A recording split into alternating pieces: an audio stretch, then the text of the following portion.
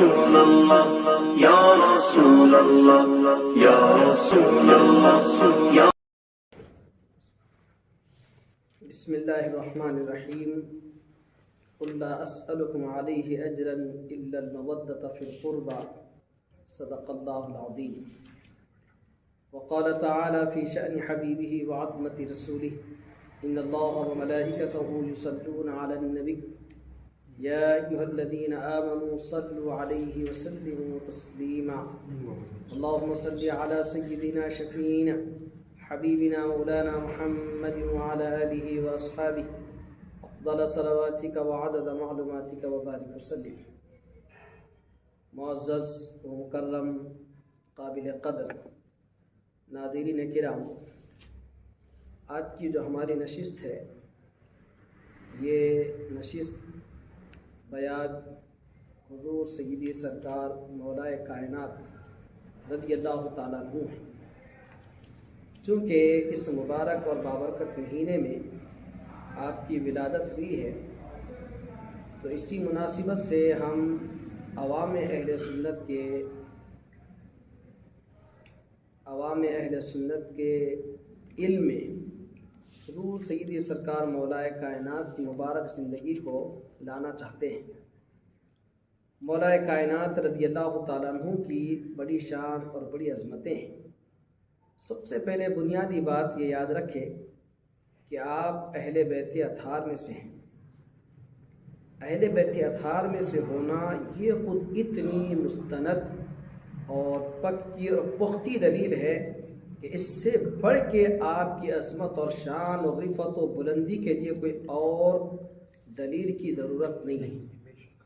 اہل بیت اطہار ہونا، پیارے نبی صلی اللہ علیہ وسلم نے اپنی مبارک چادر کو دراز فرما کر جن شخصیات کو اس میں چھپایا تھا مولائے کائنات اس میں، پھر بس اب اس سے بڑھ کر کوئی پروف آپ کی شان آپ کی عظمت کے لیے نہیں ہو سکتا۔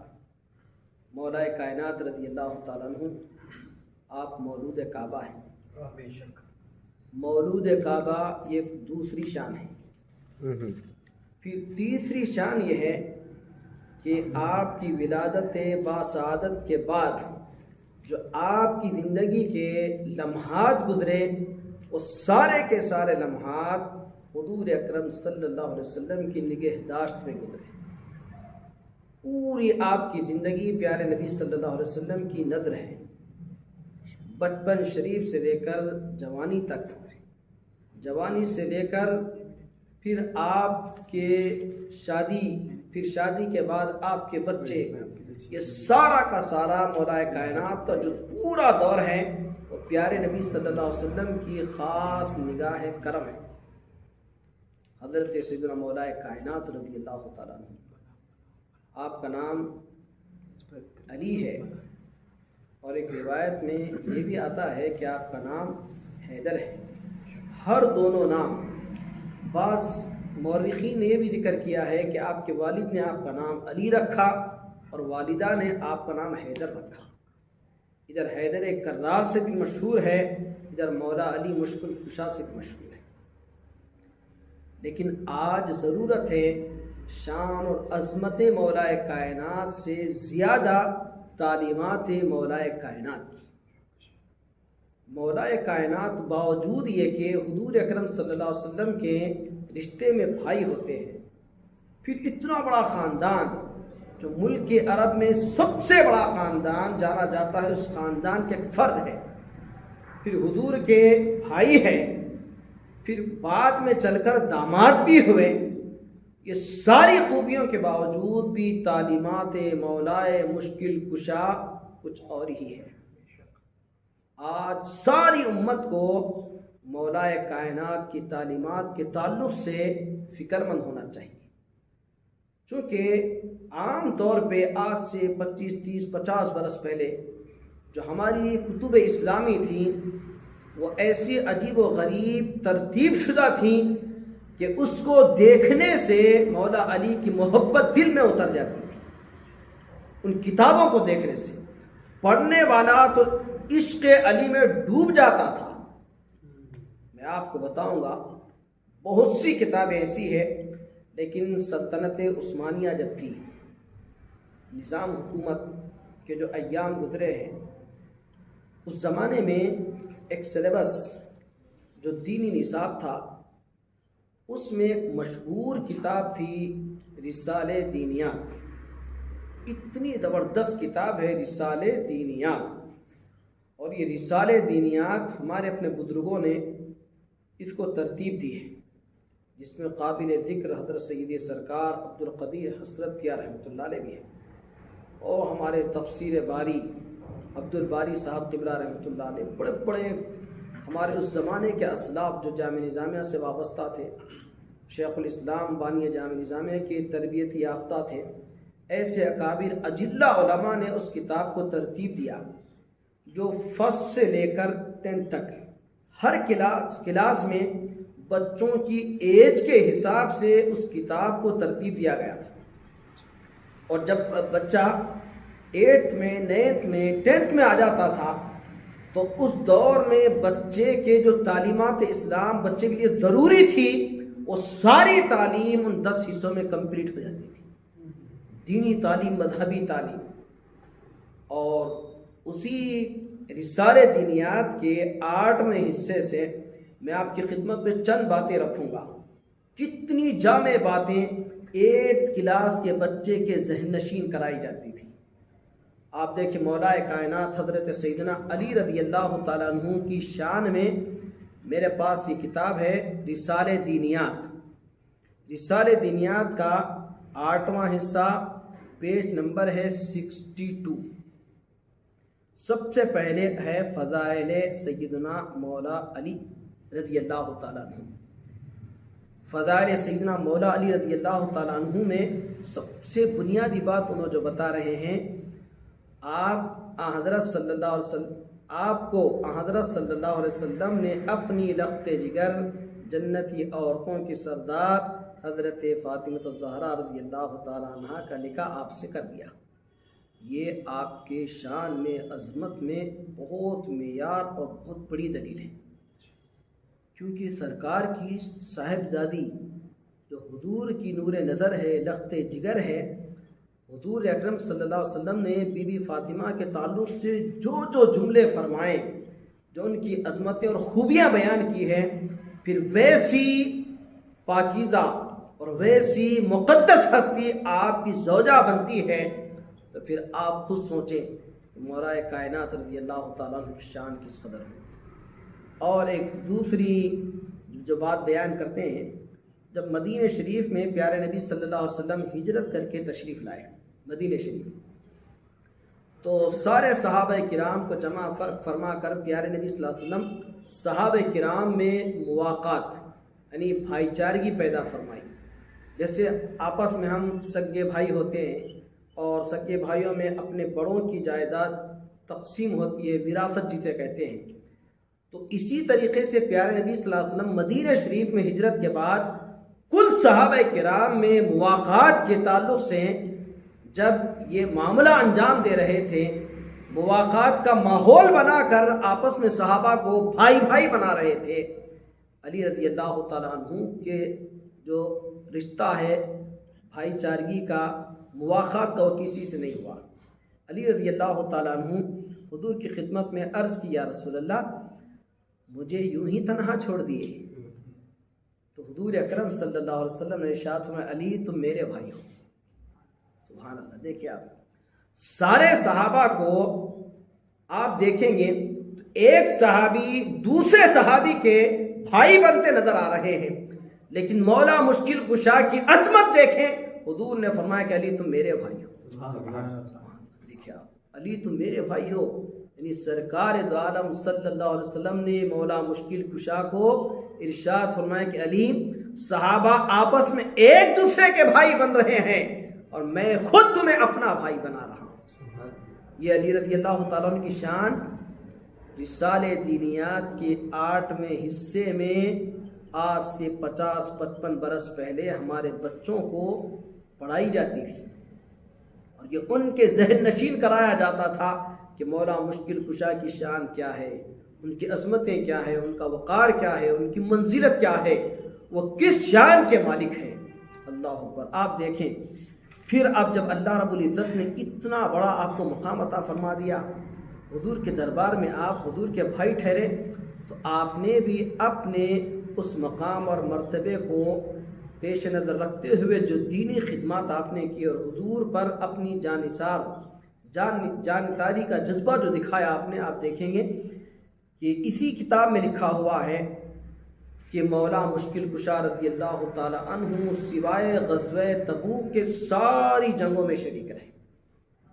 آپ کو معلوم ہونا چاہیے آج امت دین سے، تعلیمات اسلام سے بہت دور ہے. آپ دیکھیں گے تاریخ کی ایک مختصر اور زبردست کتاب ہے جو جامع نظامیہ کے نصاب میں شامل ہے، رحمت للعالمین. بہت زبردست کتاب ہے. اس میں آپ دیکھیں گے تو اسلام کی جو اسلام کو پھیلانے کے لیے اسلام پر جب مصائب آئے، حالات بگڑے، مسلمانوں نے مکے میں سارے کے سارے 13 برس صبر، حلم اور پورے کے پورے پختہ اور مستحکم ایمان کے ساتھ صبر کا مظاہرہ کیا اور کسی سے کچھ جواب نہ دیا. اپنے اندر گھٹتے رہے مگر صبر کے دامن کو ہاتھ سے نہ جانے دیا. لیکن جب مدینہ شریف آئے تب بھی صبر کیا، اور یہ صبر کا پیمانہ جب لبریز ہو گیا، حالات کچھ اس قدر بگڑے کہ دشمن گھر آ کر مصیبتیں ڈھا رہا ہے، تو اللہ نے مسلمانوں کو جہاد کی اجازت دے دی. اپنے تحفظ کا مسلمانوں کو اعلان کر دیا گیا کہ تم اپنے تحفظ کے لیے بیچ بچاؤ کر سکتے ہو. تو اس طریقہ کار کو اپناتے ہوئے مسلمانوں نے جو جنگیں کی وہ 81 جنگیں ہیں. 81 میں تقریباً 30 یا 31 ایسی جنگیں ہیں جس میں پیارے نبی صلی اللہ علیہ وسلم شریک رہے، جسے غزوات کہتے ہیں. تو سارے کے سارے غزوات میں مولا مشکل کشا بھی ساتھ رہے سوائے غزوہ تبوک کے. اور آپ کے تعلق سے لکھا ہے کہ جنگ احد میں علی رضی اللہ تعالی عنہ حضور کی حفاظت میں تھے، اور دشمن جب حضور پر حملہ کیا، مولا کائنات نے حفاظت میں اپنی جان کی پرواہ کیے بغیر جب سامنے آ گئے، دشمن سے مقابلہ کیا، 1 2 نہیں بلکہ آپ کے جسم بابرکت پر 16 زخم آئے، تب بھی آپ نے صبر کیا، لیکن اپنے عشق کا مظاہرہ کر کے حضور کی جان کا تحفظ کیا. یہ مولا مشکل کشا رضی اللہ تعالیٰ عنہ ہیں. آپ دیکھیں گے پھر اخلاق، کردار، وہ سہانے اخلاق، وہ پیارے اخلاق. یہ کیا کتاب ہے میں آپ کو بتاؤں. یہ کتاب ہر گھر میں ہونا چاہیے، مطالعے میں رہیں تاکہ ہمیں اسلامی اخلاق معلوم ہو. اور مولا کائنات رضی اللہ تعالیٰ عنہ کی عبادت کا حال کیا تھا ہم بچپن میں سنتے تھے. علی رضی اللہ تعالیٰ عنہ کے پیر میں، قدم مبارک میں تیر چبھ گیا اور تیر ہمیشہ ستاتے رہا. اور جب بڑے بڑے اطباء وقت کے ڈاکٹرز آ کر اسے نکالنا چاہتے تو اتنی تکلیف ہوتی کہ مولا مشکل کشا باوجود یہ کہ صبر کے پیکر تھے، لیکن اس تیر کے نکالنے پر جو تکلیف ہوتی تھی اسے برداشت نہیں کر پاتے تھے. لیکن کیا ہوا کہ آپ جب نماز کے لیے رکعت باندھ لیے، استغراق کا عالم یہ تھا، محویت الہی میں اس قدر گم ہو گئے کہ وہ تیر نکال لیا گیا، آپ کو پتہ تک نہ چلا. یہ بچپن میں ہم سنے تھے، لیکن تاریخ کی معتبر کتابوں میں ہے. لیکن رسالہ دنیا جو مختصر سا حصہ ہے اس میں بھی ہمارے بزرگوں نے اس واقعے کو تحریر کیا ہے. اور آپ دیکھیں گے اتنی سادہ زندگی، اگر مولا مشکل کشا چاہے تو کچھ بھی ہو سکتا ہے. ارے علی رضی اللہ تعالی عنہ اتنے اللہ کے محبوب اور برگزیدہ بندے ہیں کہ آپ کی غلامی میں آنے والے لاکھوں اولیاء کرام، آپ کی غلامی میں آنے کے بعد لاکھوں اولیاء نے ایسی کرامتیں بتائی جسے دنیا دیکھ کر دنگ ہو جاتی ہے. تو پھر یہ تو مولا مشکل کشا ہے، ان کے لیے کیا تھا؟ کچھ نہیں تھا. لیکن جو امت کو درس دینا تھا، جس زندگی کا نمونہ دنیا کے سامنے رکھنا تھا، مولا مشکل کشا نے وہ نمونہ دنیا کے سامنے رکھا۔ تاریخ میں لکھا ہے اور اس کتاب میں بھی زمانہ خلافت میں علی رضی اللہ تعالیٰ عنہ منبر پر کھڑے ہو گئے اور کھڑے ہو کر ارشاد فرمایا کہ یہ میری تلوار مجھ سے کوئی خرید لے، خدا کی قسم میرے پاس ایک تہبند کی قیمت بھی ہوتی تو میں اس تلوار کو فروخت نہ کرتا۔ ہے کیا آپ دیکھیں، امیر المؤمنین ہیں، زمانہ خلافت ہے، آج اگر ہمارے پاس کوئی چھوٹے سے چھوٹا دنیا کا عہدہ ملتا ہے، کونسلر بنتا ہے یا سرپنچ بنتا ہے یا ایم ایل اے بنتا ہے، تو اس کے پاس دولت کے اتنے راستے فراہم ہوتے ہیں کہ وہ ہر قسم کی دولت جمع کر کے وہ اپنے محلے کا، اپنے علاقے کا کروڑ پتی بن جاتا ہے۔ مولا مشکل کشا رضی اللہ تعالیٰ عنہ نے ساری دنیا کو اور خصوصاً اہل سنت والجماعت کے سارے قائدین کو اس بات کا میسج دیا کہ یہ عہدہ تمہیں خدمت خلق کے لیے دیا گیا، تمہاری اپنی زندگی کو سنوارنے کے لیے نہیں دیا گیا۔ یہاں تک کہ بعض تاریخ میں لکھا ہے کہ علی رضی اللہ تعالیٰ عنہ کا اس دوران ذاتی مکان بھی نہیں تھا، ذاتی مکان بھی نہیں تھا۔ دیکھو آپ، علی رضی اللہ تعالیٰ عنہ تلوار فروخت کر رہے ہیں اور ارشاد فرماتے کہ میرے پاس اگر تہبند کے اتنی قیمت ہوتی تب بھی میں اس تلوار کو فروخت نہیں کرتا۔ مطلب یہ کہ میرے پاس کچھ بھی نہیں ہے۔ اس میں لکھا ہے کہ ایک شخص اٹھ کھڑا ہوا اور عرض کی حضور میں اتنی رقم آپ کو قرض دیتا ہوں، تلوار فروخت نہ کرے۔ یہ علی رضی اللہ تعالیٰ عنہ اور کیا تھا، امیر المؤمنین ہیں، بازار سے اپنا سودا خود خریدتے تھے، محنت اور مزدوری فرمایا کرتے تھے اور اپنے جوتے خود سیلیا کرتے تھے اور اونٹ چرانے نکل جاتے تھے اور فرش خاک پر سو جایا کرتے تھے۔ میرے بھائی، آج ہم اعلیٰ سے اعلیٰ ہمارے پاس صوفہ ہو تب بھی ہم 10 بار دیکھ کے بیٹھتے کہ اس پہ ہم بیٹھ سکتے نہیں بیٹھ سکتے، لیکن علی رضی اللہ تعالیٰ عنہ کو دیکھیے آپ، وہ فرش خاک پر سو جا رہے ہیں، خود اپنے جوتے سی لے رہے ہیں، خود اونٹ چرا رہے ہیں، خود بازار جا کے سودا سلوک لاتے ہیں۔ یہ مولا مشکل کشا کی تواضع ہے، سادہ زندگی ہے۔ اور بہادری کا حال دیکھیں، بہادری تو اتنی عجیب و غریب، لوگوں نے آپ کی خدمت میں سوال کیا کہ مولا مشکل کشا آپ اس قدر بے دھڑک دشمن میں کیوں کود پڑتے؟ آپ نے ارشاد فرمایا موت کا ایک وقت طے ہے، جب آنا ہے آ کے رہ جائے گی، میں اس لیے دشمن میں بے دھڑک کود جاتا ہوں۔ اور ایک جنگ کے موقع پر ایسا ہوا کہ دشمن مقابل میں آ گیا اور دشمن کی تلوار ٹوٹ گئی۔ اس نے آپ سے کہا کہ آپ مجھے اپنی تلوار دے دیں، تو آپ لڑائی روکی اور اپنی تلوار دے دی۔ دشمن ہنسنے لگا۔ لوگوں نے پوچھا علی تم نے اپنی زندگی کو خطرے میں ڈال کر دشمن کو تلوار کیوں دی؟ آپ نے فرمایا موت طے ہے، موت آنی ہے تو برابر آ کر رہے۔ یہ علی رضی اللہ تعالیٰ عنہ کی بہادری آپ دیکھیں گے، ایسے مختلف عجیب و غریب واقعات ہیں۔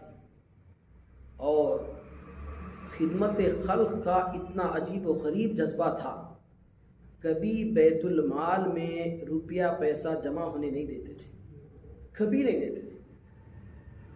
اسی لیے ہمارے بانی جامع نظامیہ قبلہ رحمۃ اللہ علیہ کے بھی احوال میں لکھا ہے کہ آپ اپنے مدرسے کے جو اخراجات ہیں، اس کی جو ذمہ داریاں ہیں، وہ ذمہ داریاں سے جب آپ بجٹ بناتے تو بجٹ کم پڑ جاتا تھا، اخراجات زیادہ ہو جاتے تھے۔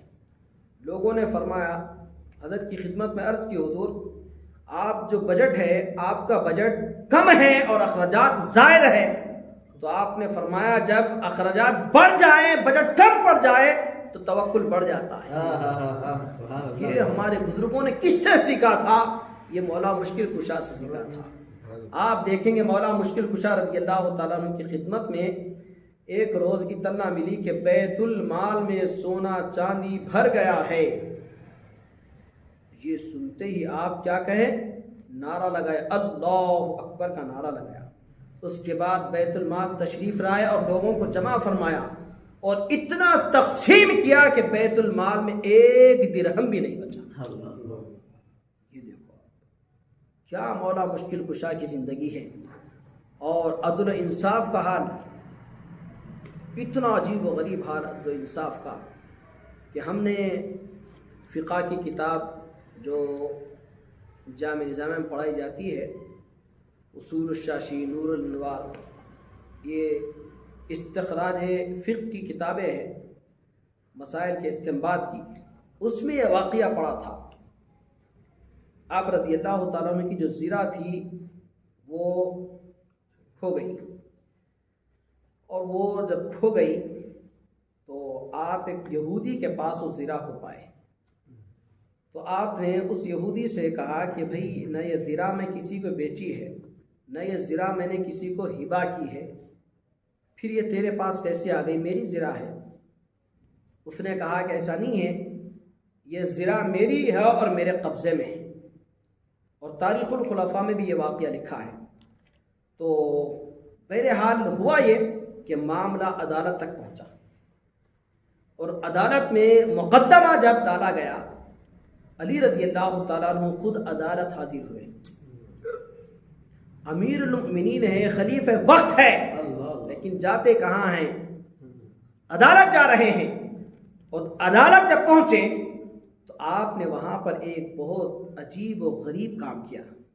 آج پوری امت کے لیے وہ میسج ہے، غور سے سنیں۔ وہ میسج یہ ہے کہ عام طور پر مقدمہ دائر کرنے والے شخصیات جو بھی ہیں، وہ مقدمہ دائر کر کے ایک مقام ان کے لیے طے ہوتا ہے، وہاں جا کے کھڑے ہو جانا ہوتا ہے۔ لیکن علی رضی اللہ تعالیٰ عنہ جب عدالت میں داخل ہوئے تو جہاں پہ وہ طے شدہ مقام تھا وہاں نہیں گئے، بلکہ قاضی شرح کے پاس جا کے بیٹھ گئے، اور آپ نے ارشاد فرمایا، قاضی صاحب میں یہاں پر نہیں آتا تھا، مگر میں نے اپنا جو مخالف ہے، اپنا جو حریف ہے، وہ یہودیت سے وابستہ ہے، اور میرے آقا نے ارشاد فرمایا یہودیوں کو جہاں پاؤ مخالفت کرو، تو میں اس کے ساتھ نہیں ٹھہر سکتا، اسی لیے میں اس کے ساتھ بنا ٹھہرے کہ تمہارے پاس آ گیا ہوں، تاکہ فرمان مصطفیٰ پر عمل کیا جا سکے۔ آج مولا مشکل کشا نے عدالت جیسی مقدس جگہ پر یہودیت کی مخالفت کی اور بتا دیا کہ یہودیوں کے ساتھ میل ملاپ یا ان کی تہذیب میں ہمتن گم ہو جانا یا ان کی تہذیب کو اپنا کر شان سمجھنا، یہ ہمارے لیے بہت ہی افسوس کی بات ہے۔ آج پوری امت مغربی تہذیب اور کلچر میں اس قدر کھو گئی ہے کہ اسلام کا ان کے پاس دور دور تک بھی کوئی عملی نمونہ نہیں ہے۔ ان کے سر کے بال سے لے کر پیر کے ناخن تک ایسے معلوم ہوتا ہے کہ یہ یہودیوں کے گھرانے میں پیدا ہوا ہے۔ آج پوری امت کو سوچنا چاہیے۔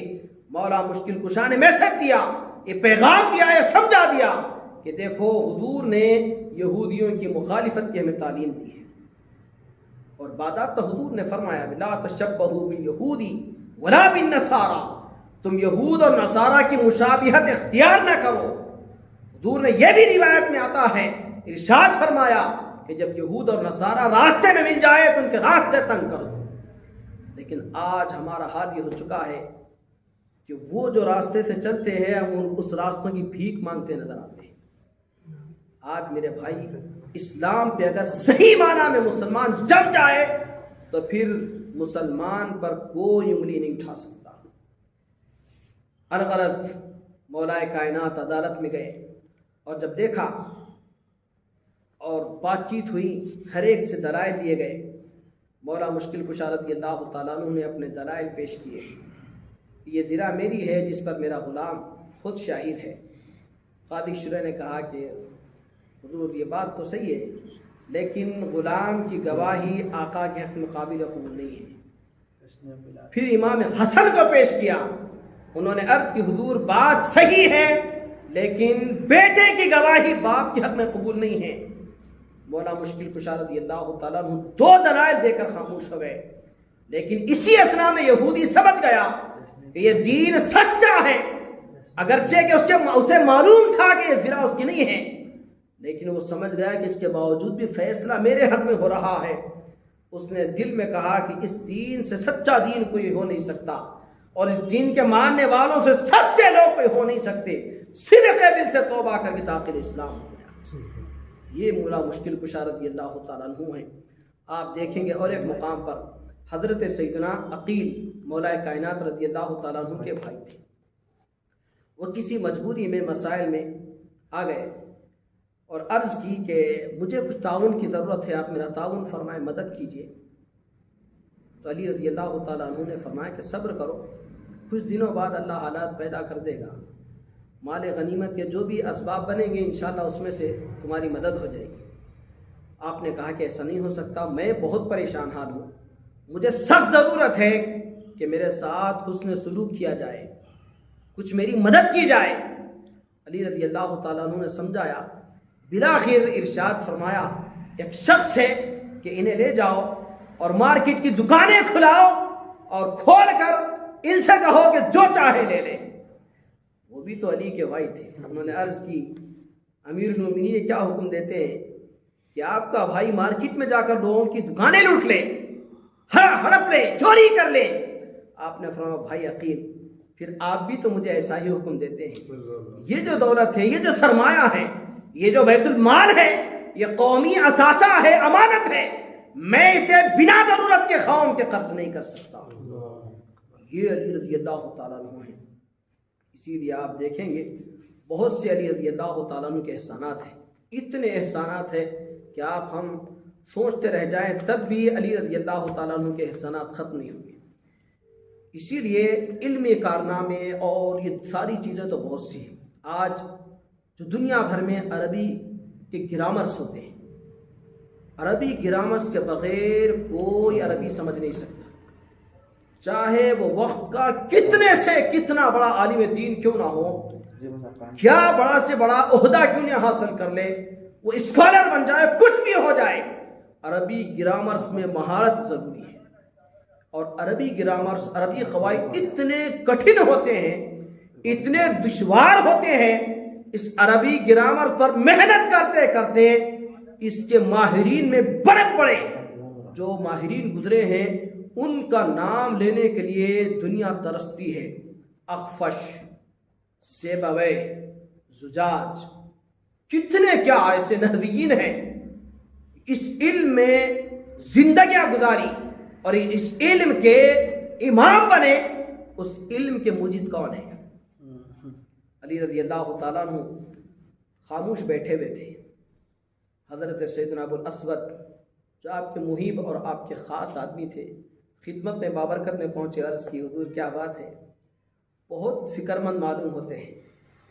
آپ نے فرمایا کہ ہاں مجھے معلوم ہوا ہے کہ لوگ قرآن مجید اور عربی گرامرس میں کچھ تبدیلی لا رہے ہیں اور وہ بول نہیں پا رہے، مسائل پیدا ہو رہے ہیں، تو میں سوچ رہا ہوں کہ اس کے لیے کوئی